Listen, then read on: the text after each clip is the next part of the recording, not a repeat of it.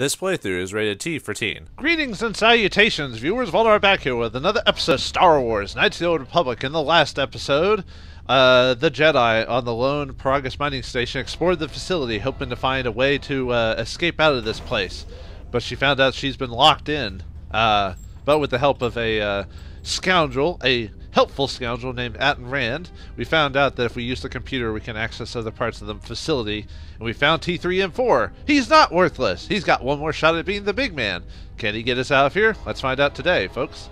Alright, we're stuck inside, well, I guess just some cargo hold or something they dumped us off at while we were able to unlock ourselves. I think, let me see, let me look at, let me grab inside chemicals, sonic grenade. Alright, that'll help us. Sonic grenades are, let's see, let me look it up really quick. It is a grenade that basically, combat -6 dex, which basically means they'll mean, depending on their weapon, if they're using range, they'll be harder for them to hit us, as well as, if their armor is based on around dexterity, also, help hitting them too, so that can be nice. I thought I had a stun effect. That must be a different weapon. But anyway, let's see. I don't think T3 has any. Let's see. Oh, no, he has the equipment he did from the previous episode. So let's put on the armor and the deflector. Do we just have the... we can do both. Although I think he gets quite a bit of a minus if he does both. Yeah, we'll equip him with one right now. He doesn't really have the levels for, or the feat for... oh, right, I forgot this game had a second... Well, we'll talk about that whenever it comes up. You're probably like, well, why don't you talk about it since you mentioned it? Yeah, we'll get to it when later. Alright, get some repair kits for us, just in case we take too much damage. So you basically need to find a way to get our Jedi Master out of this place. So let's see, we've got 3 ways to go. Let's see with the map. The overall map. Yeah, well, that's not gonna help us. Alright. See, can we get through that?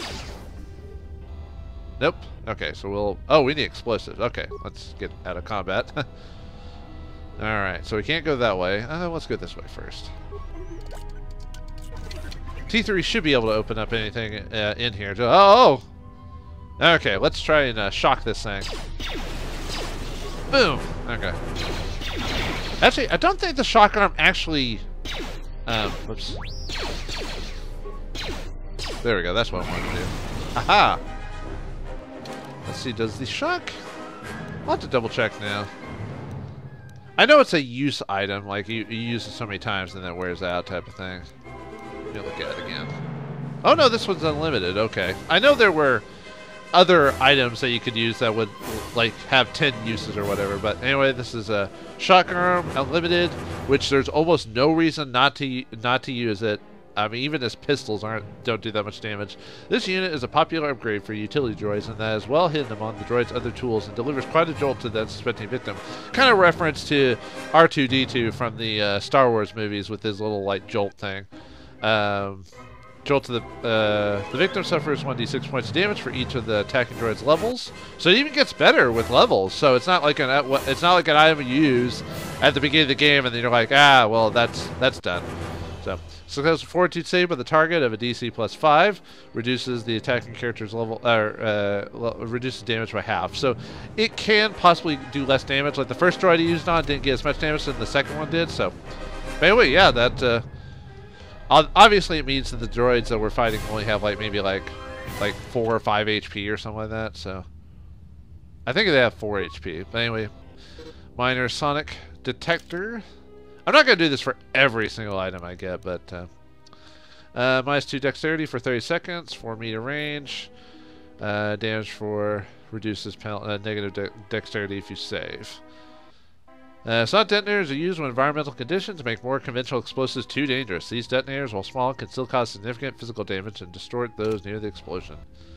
Alright, whoop, got another one. So, luckily T3's got some repair kits and whatever. And this thing, okay, it does have more than, see, that'd be 5. So that probably means they have, oh, it's, see, it does 1d6 yet. I killed one at one time, so it's gotta have 6 HP. It's gotta be its max. Ooh, did 11 there. Maybe it's randomized, and some will have 6 and some will have 7. I never really got into the whole debugging a game to get like, let's see, we get repair kit, medikit, chemicals. But I never got into like going through a game's files and debugging it and see like every single stat of a character.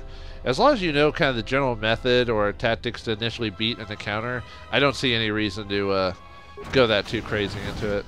I mean, sure, okay, that gets us to the fuel facility. Where's the south direction take us though? And too bad T3 doesn't have the speed ability, so we can't just And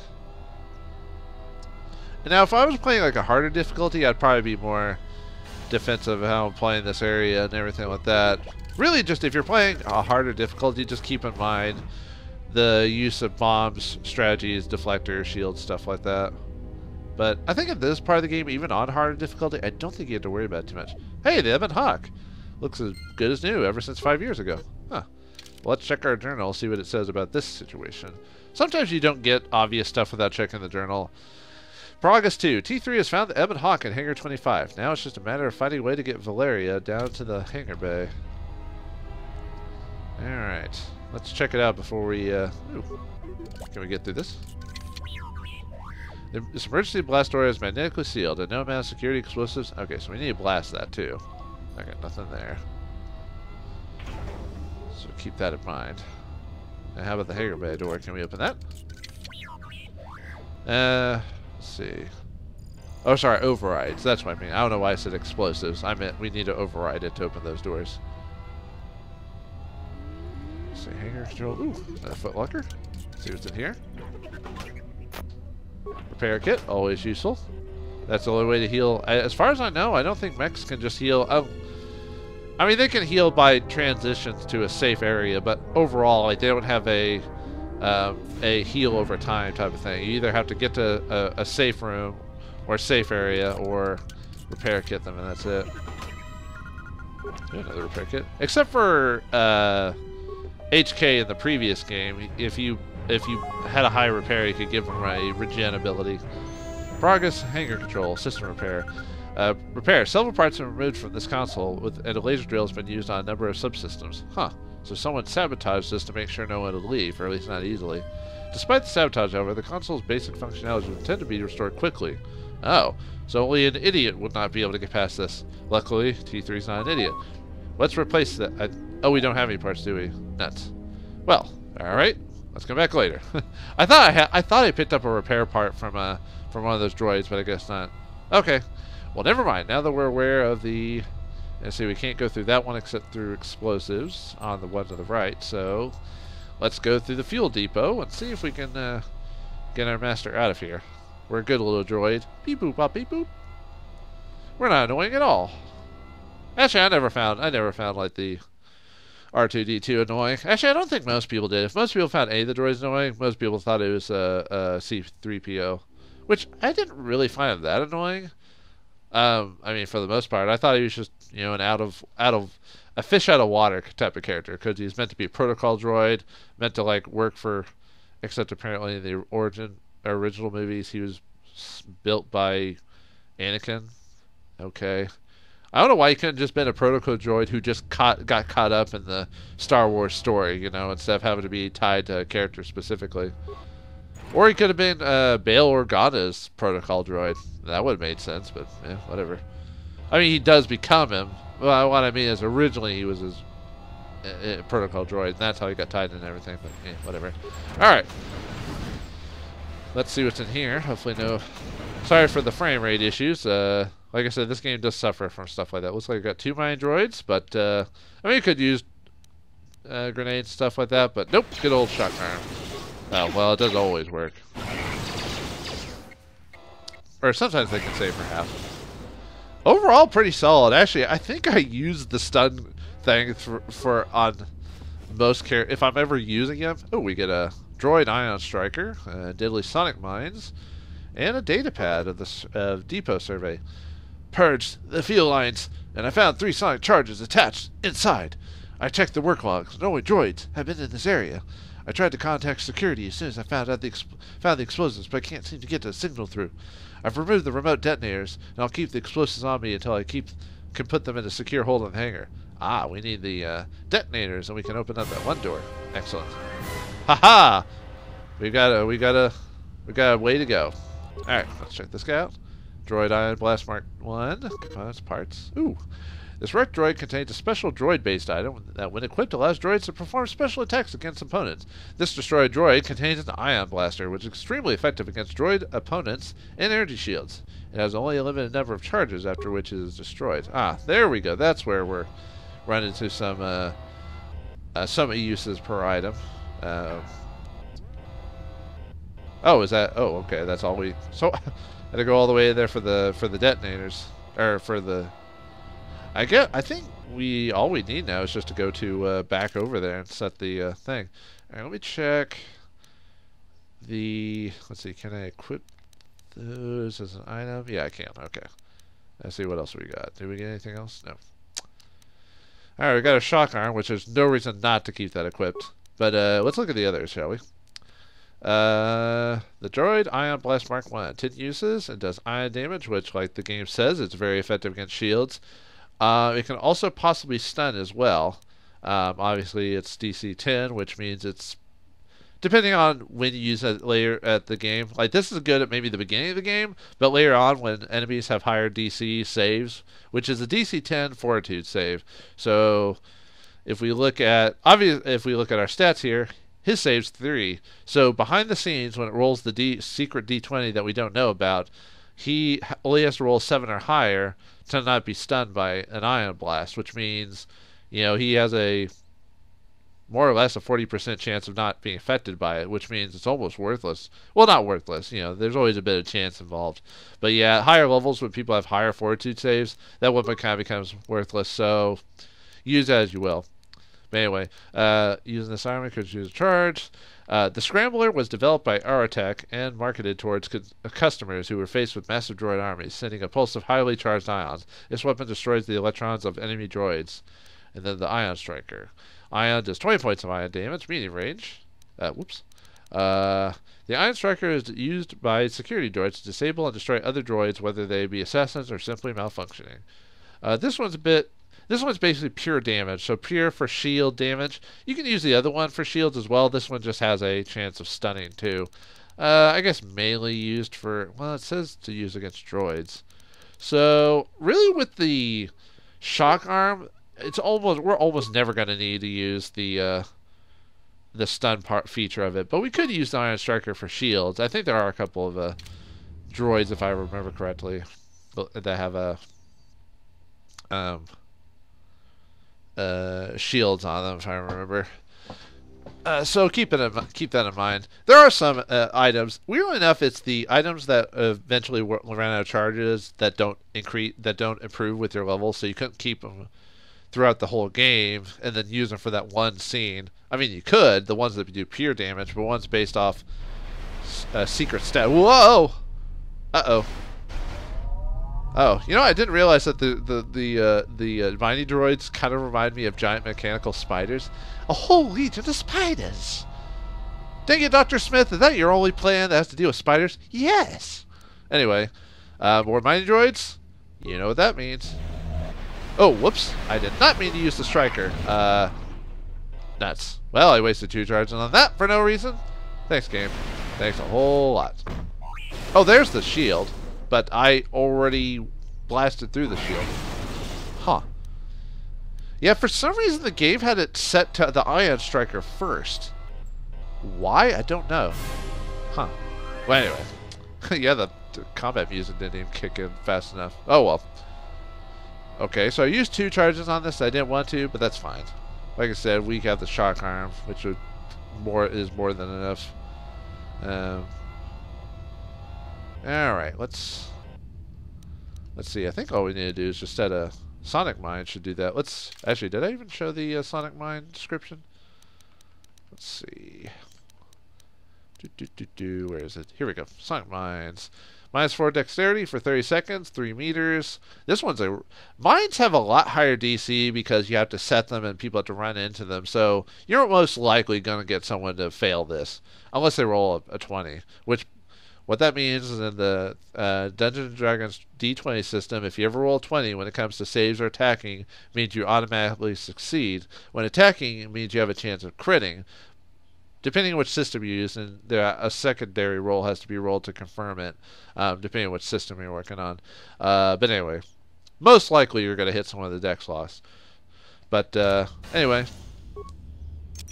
let's see if we can get this to open the door. Did it work? Haha! Hey! 3CFD, who helped us on the Ebon Hawk. Is it going to help us get out of here? But first, so you got some credits, useful as to a droid, but ooh, adrenal strength. We'll look at that later. That is not for our mechanical companion here. Or, yeah, because he can't use adrenals. At least as far as I know, droids can't use them. Ooh, we get a reflex package, which is a, well, here in a second. And a droid flamethrower. Ooh. I love the flamethrower, although it's not really the best item. It's just, I just like it in general.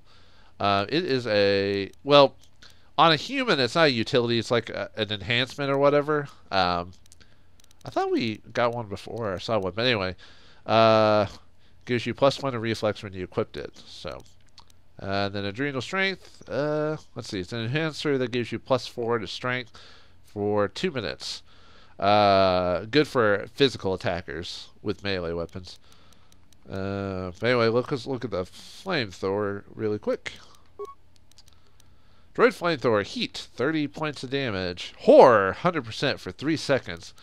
Special, target 7th level and up, ignore horror effects. Horror is basically fear, or DC 15 for half damage. Oh, so it's half damage, but you don't have to worry about the horror effect. So if you are less than 7th level, you will automatically get hit with horror for 3 seconds, which basically means you lose your turn. They lose a step in their turn line. Designed for extermination pest control, these devices can also be used on larger beings. Really effective. It does. As far as I know, robots are immune to horror, or droids. I mean, because you know they don't have souls. They don't dream of electric sheep. Let me get a computer spike. We still need a repair kit, though. You know what? I feel like I know where we're going to get that, though. This droid looks to be as if it suffered irreparable damage. Oh, he's just gone in general. Okay. Can we use a repair kit on him? No, it'll probably use it on me, so... Oh, well, sorry, buddy. Alright. Well, maybe we got a repair kit and I just I just missed it or something. Let me check here. That must have been in one of those crates I just... Oh, no, I think it was in that room we blew up and I just didn't mention it. But yeah, we got a repair part and spikes from that, so... Alright, let's repair it. Peragus hanging control, system diagnostic, functionality restored. Alright, now that we got that restored, maybe we can get our Jedi companion out. Let's look at our options here. Emergency controls, emergency subsystems damage, inoperative, run diagnostics. See what it says about that. All emergency subsystems rerouted fuel depot terminal. Success. Access to the Peragus emergency subsystems have been rerouted to fuel depot computer terminal, and the connection circuits have been burned out with a mining laser, preventing remote access. The damage cannot be repaired. You'll need to find the fuel depot terminal to activate the Peragus emergency systems. Let's check the emergency subsystems. Emergency lockdown procedures activated. Hangar bay sealed. Fuel depot sealed. Okay. Open blast doors. We can open blast doors to both, which we'll probably want to do, but let me go back before we do that, because that may be what we... Although I don't technically need the layout, so I might not... That basically fills in the map. Let me look at the hangar logs. Access docking and takeoff procedures.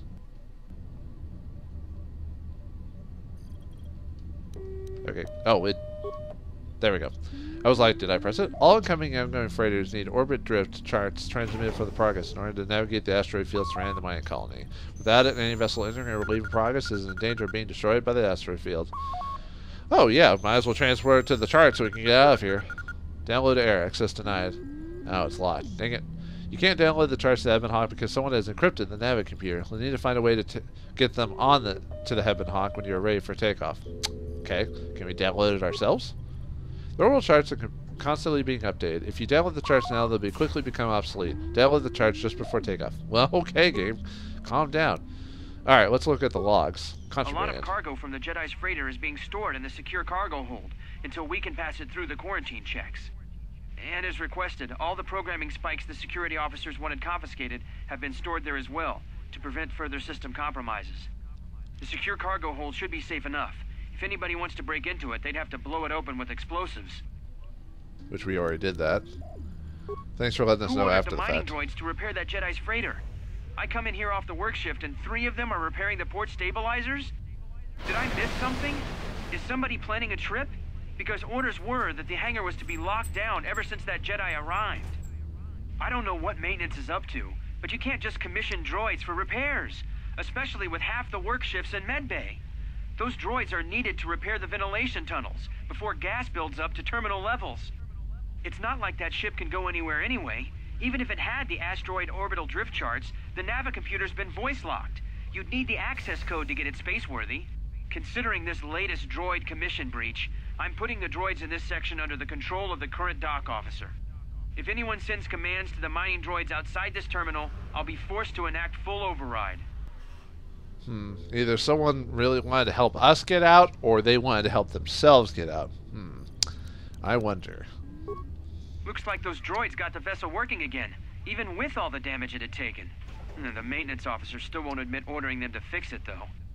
Regardless, still no luck accessing the navicomputer. It's been voice-locked, maybe by one of the corpses we found on the ship, like the old woman.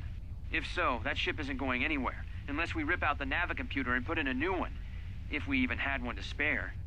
The only reason someone would lock their navicomputer is to hide their astrogation charts. Someone didn't want us to know where that ship was going, or where it had been. Only smugglers do that, or someone with something to hide. That Jedi's got a lot of questions to answer.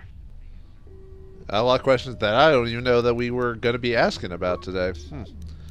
Anyway, let's look at the camera controls, see what we can see. And there's Devin Hawk. There's the room where we destroyed all those droids.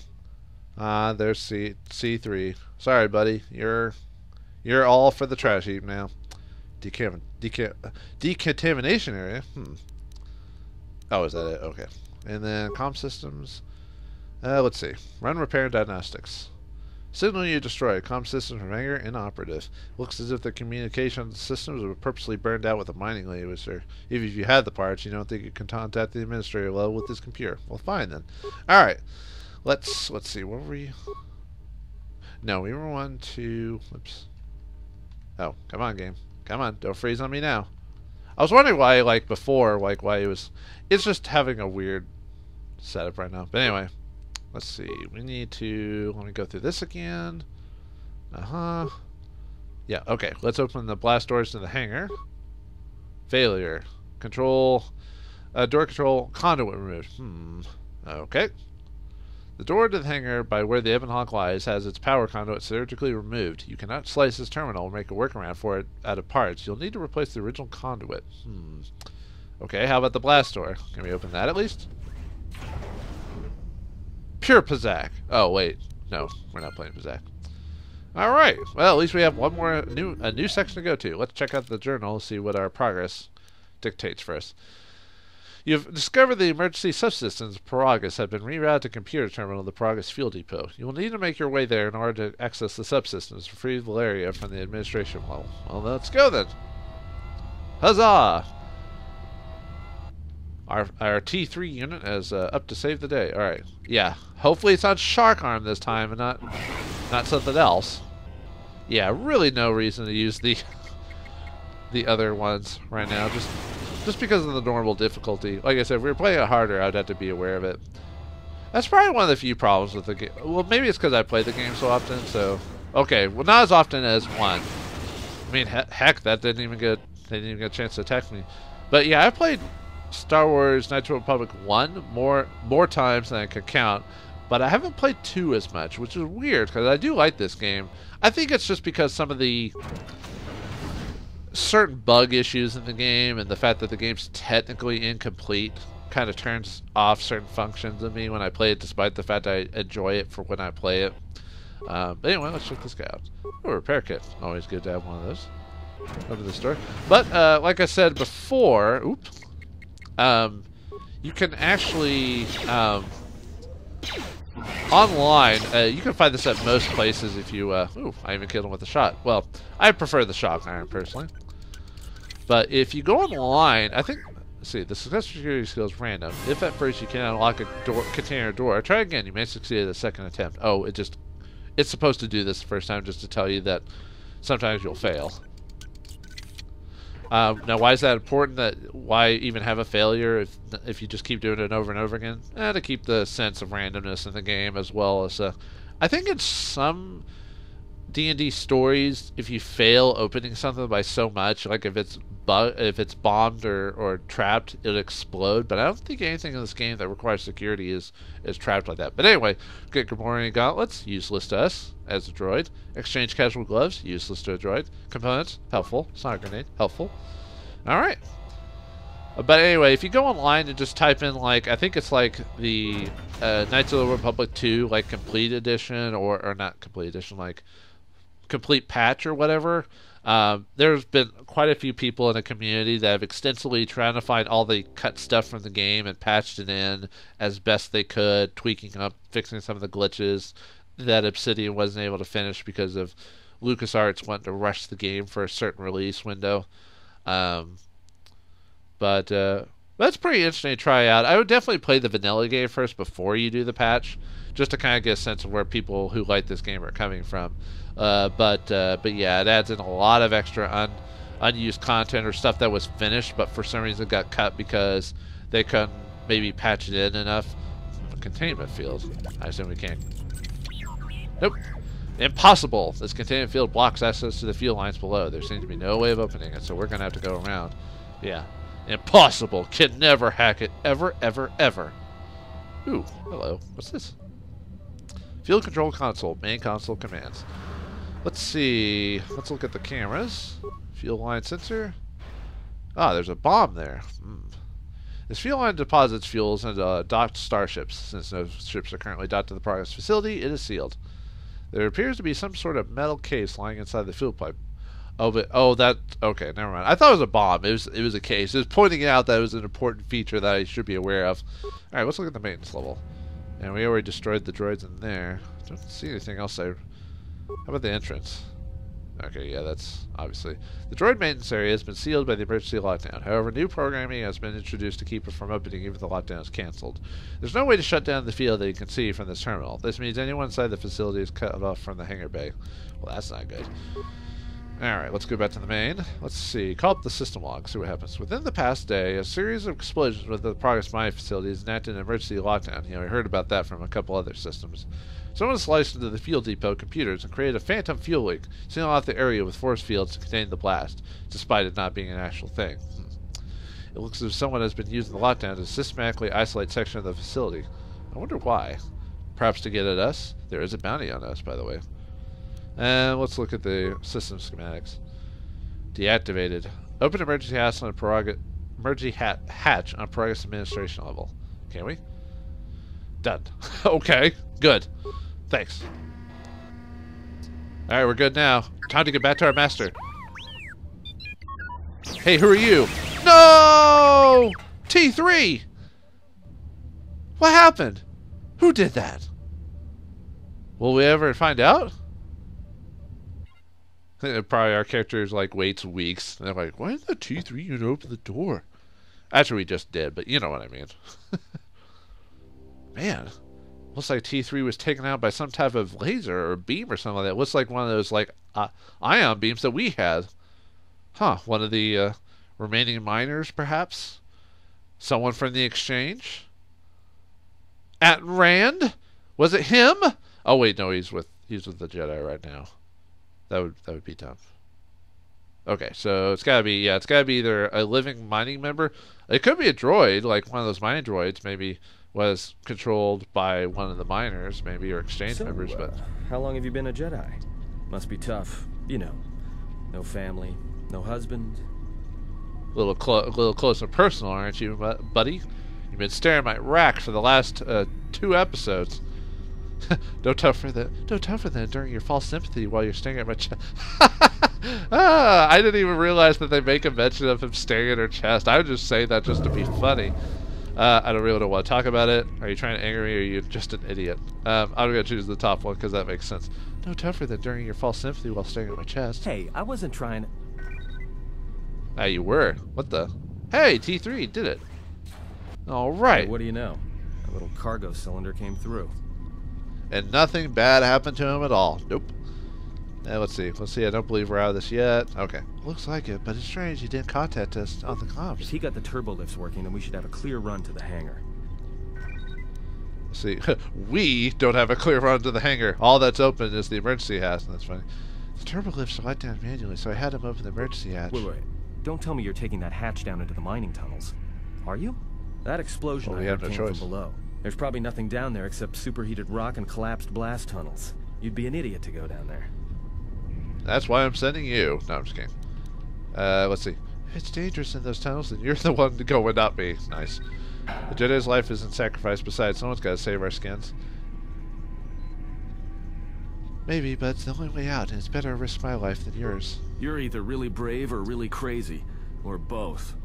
Probably Alright, both. I'll try to monitor things from up here. And be careful. The only thing moving down there is likely to be mining droids, so don't be playing hero too hard. I'm a Jedi. Not that I care what happens to you or anything. I just don't want to be trying to get off this rock by myself. Concerned is noted. I'll be going now. Got it. See you soon. I'll keep the comm link open. I may be able to guide you through the tunnels from up here. Don't know if the signal will hold if you get too deep, though. You have received a comm link. Party members or others may use to contact you to help you or provide information. Well, thanks. We get a light side point because we care enough about Rand to not sacrifice him senselessly because we're a good Jedi. All right, before we finish, let's look at our options here. Rescue T3 and 4. You lost contact with T3 after you opened the emergency hatch to the administration level. You have no idea what happened to him. And recover them and Hawk. T3 has managed to open up a route from the administrative level down to the mine tunnels. From there, you'll need to see if there is a way for the tunnels through the fuel depot to the hangar bay. So, what has happened to T3? Has a mining droid got him? Did one of the miners survive the incident to capture us, the Jedi? And will At and Rand stop staring at my butt? Find out next time in the next episode of Star Wars Knights of the Old Republic 2. Thanks for watching, hope you enjoyed, and I'll see you next time. Hey, it's not that boring, Ad. Jeez. Oh, and may the Force be with you.